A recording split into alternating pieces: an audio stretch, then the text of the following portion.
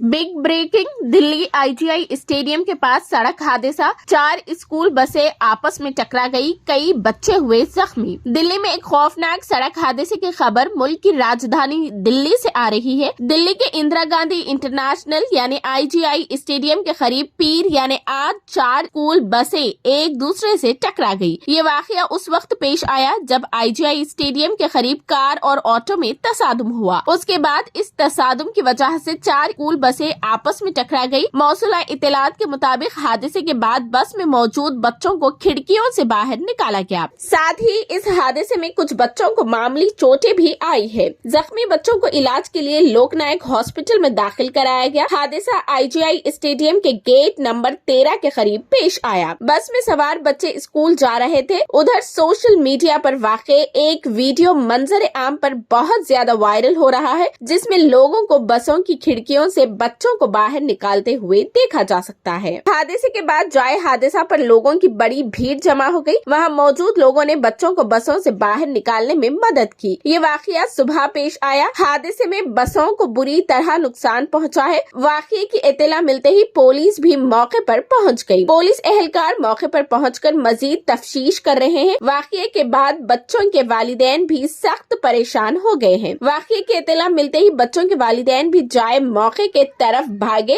फिलहाल जख्मी बच्चों के बारे में ज्यादा मालूमात नहीं है।